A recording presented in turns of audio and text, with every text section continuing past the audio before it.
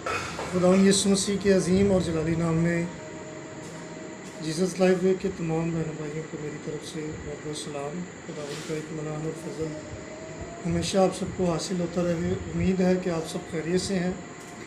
और आज मैं जो खुदावंद का कलाम आपके लिए लेकर आया हूँ, इसका मौजू है आज़ादी।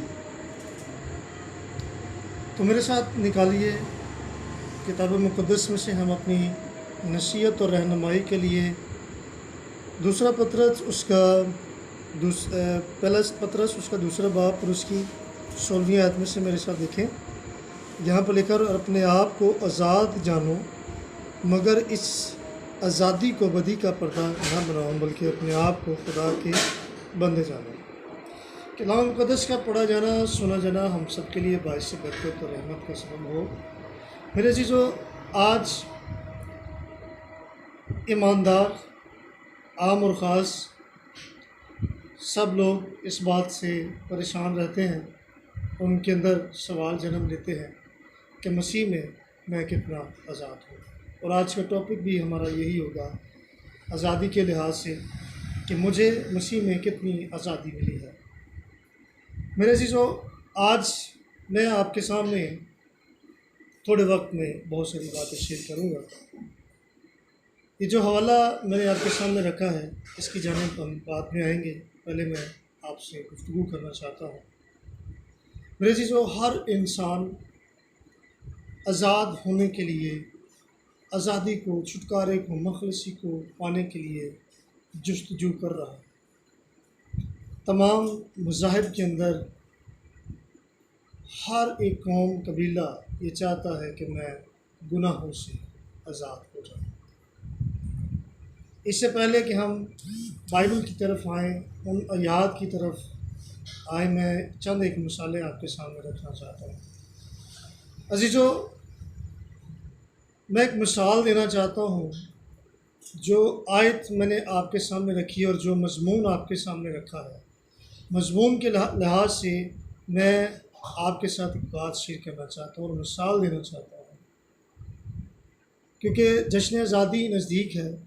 पाकिस्तान 14 अगस्त 1947 को आज़ाद किया गया, और इस आज़ादी को मसीही क्या, हिंदू क्या, सिख क्या, मुस्लिम क्या, सभी इसको सेलिब्रेट करेंगे। सो मेरे अज़ीज़ों, आज़ादी के लिहाज से अगर बात की जाए, तो जब इंडिया और पाकिस्तान की जंग हुई, तो उस जंग के अंदर जब पार्टीशन हुई है, तो उस पार्टीशन के अंदर क्या पाकिस्तान को 99% आज़ादी मिली, या 50% आज़ादी मिली, 75% आज़ादी मिली, या 95% आज़ादी मिली? अगर पाकिस्तान को इंडिया से 99% भी आज़ादी मिली है, तो ये आज़ादी नहीं है, ये फिर भी ग़ुलामी है। इसको हम आज़ादी नहीं कहेंगे। अगर आप 1% भी आज़ाद नहीं हुए हैं किसी भी मुल्क से, तो आपकी ये आज़ादी आपके लिए आज़ादी नहीं है। आप उस आज़ादी को जो होनी चाहिए उसको आप रिसीव नहीं कर सकते हैं, आप उसको एंजॉय नहीं कर सकते। सो लिहाजा पाकिस्तान मुकम्मल तौर पर इंडिया से आज़ाद हुआ है, लेकिन इस आज़ादी के अंदर अगर इंडिया पाकिस्तान के अंदर 1% भी अगर फजीलत रखता है, या अभी तक पाकिस्तान आज़ाद नहीं हुआ है, तो हम पाकिस्तान की आज़ादी को फिर सेलिब्रेट क्यों करते हैं? क्योंकि सेलिब्रेशन तो इसलिए मनाई जाती है कि हम आज़ाद हैं। क्यों फिर हम आज़ादी मना रहे हैं? इसका मतलब है कि पाकिस्तान मुकम्मल तौर पर इंडिया से आज़ाद है, इसलिए हम 14 अगस्त को मनाते हैं। ये थी एक मिसाल आपके सामने रखी है। अब बात करते हैं, किताब मुक़द्दस की तरफ आते हैं। खुदावंद यीशु मसीह ने फरमाया, अगर बेटा तुम्हें आज़ाद करे तो तुम वाकई ही आज़ाद होगे। आमीन। मुल्कों से तो मिल गई, क्या गुनाह से हमें आज़ादी मिली? यस, मुकम्मल आज़ादी मिली है। और उस आज़ादी को सलीब पर हासिल किया गया है। मैंने हासिल नहीं किया, मेरी जगह पर मेरी जंग लड़ने के लिए खुदा का बेटा इस दुनिया में आया। खुदा का बेटा इस दुनिया में ज़ाहिर हुआ ताकि इब्लीस को और उसके कामों को मिटा दे, नेस्त और नबूद कर दे, डिस्ट्रॉय कर दे। सो मेरे अज़ीज़ो, खुदावंद यीशु मसीह मेरी जगह पर जंग लड़ा। अब जंगों के लिए शहादतें देनी पड़ती थी, यहाँ भी मेरे और आपके यीशु मसीह ने मेरे और आपके लिए जंग लड़ी है। जैसे बहुत सारे लोग अपने मुल्क के लिए, अपने लोगों के लिए जंग लड़ते हैं ताकि उनके लोग महफूज रहें, सलामत रहें, कायम रहें और पुरमसरत ज़िंदगी बसर करें, खुश रहें, आबाद रहें, आज़ादी रहें, आज़ादी में ज़िंदगी बसर करें। सो इसी तरह मेरे और आपके खुदावंद यीशु मसीह ने सलीब पर हमारे लिए जंग लड़ी और फिर जंग जीती भी। आमीन। उसने कब्र मौत पर फतह पाई और उसने मौत को शिकस्त दे दी, गुनाह का कला कमा कर दिया, गुनाह को मिटा दिया, ख़त्म कर दिया, नेस्त और नबूद कर दिया। सो मेरे अज़ीज़ों, मेरे और आपके यीशु मसीह ने हमें कितनी आज़ादी दी है। मुकम्मल तौर पर आज़ाद किया गया है आपको। सलीब पर आपकी पूरी पूरी कीमत अदा की गई है।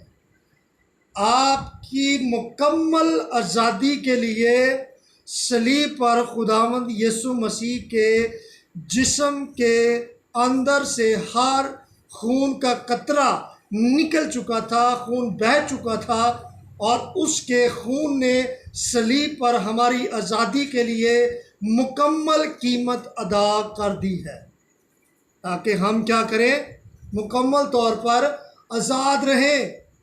यीशु ने हमारे गुनाहों की माफ़ी के लिए मुकम्मल आज़ाद करवाया है। कितनी आज़ादी मिली है? हमारे माजी के, हाल के और मुस्तकबिल के गुनाहों का कफ़ारा एक ही बार सलीब पर अदा कर दिया गया। लिखा है वो बैलों बछड़ों का खून लेकर नहीं बल्कि अपना ही खून लेकर पाक तरीन मकान में दाखिल हुआ और अब्दी खलासी करवाई।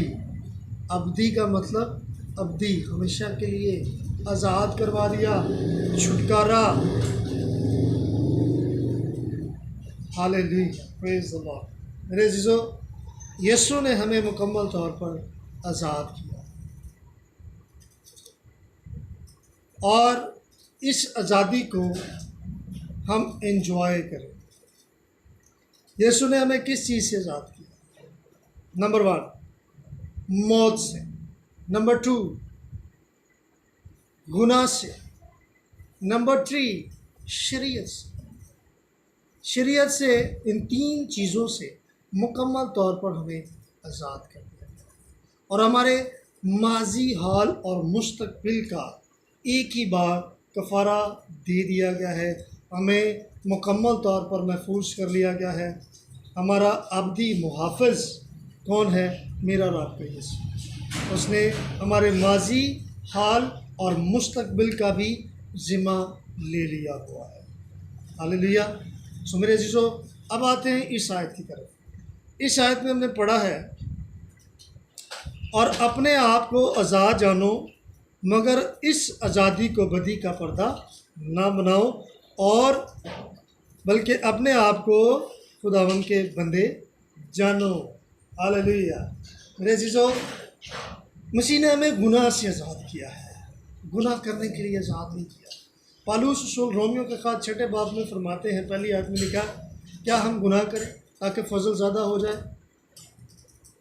आगे वो फरमाते हैं, हरगिज़ नहीं, हरगिज़ नहीं। हम गुनाह के लिए पैदा नहीं हुए, गुनाह के लिए मखलूक नहीं हुए हैं। इफिसियों 2 बाब उसकी 10 आयत में लिखा है कि हम नेक अमाल के लिए मखलूक किए गए हैं। हालेलुया।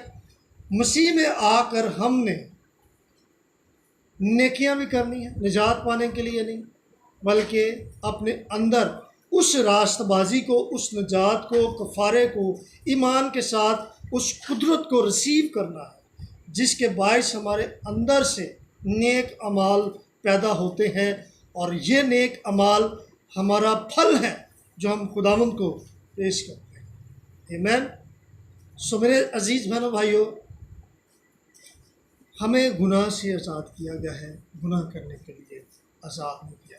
हमने मसीह में पाकीज़गी की तरफ आगे बढ़ना है, काबिलियत में आगे बढ़ते चले जाना है, हमने नेक अमाल में आगे बढ़ते चले जाना है।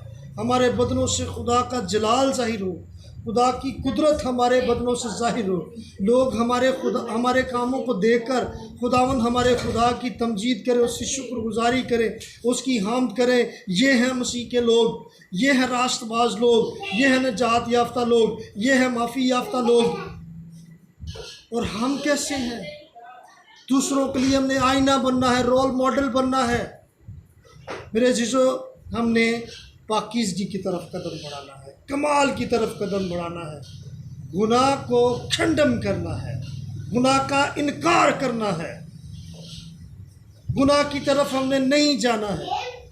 दो कि हम गुनाह भरी दुनिया में रहते हैं, गुनाह हमारे बदन से टकरा तो सकता है, लेकिन आप उसको अपने अंदर ना आने दें, उससे भागें, बदी से भागें, किनारा करें।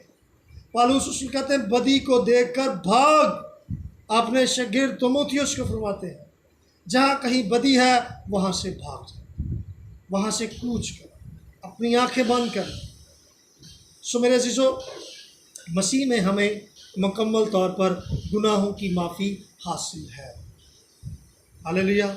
और उसने हमें मुकम्मल तौर पर आज़ाद किया है गुनाह से, शरीयत से, मौत से, लानतों से, गुर्बत से, बीमारी से, मुश्किल से, परेशानियों से, दुखों से, तकलीफ़ों से, मुसीबतों से हमें मुकम्मल तौर पर आज़ाद कर दिया। हालेलुया। तारीफ़ हो खुदा के बदले। सो खुदा इस कलाम के वसीला से आप सबको बड़ी बरकत दे।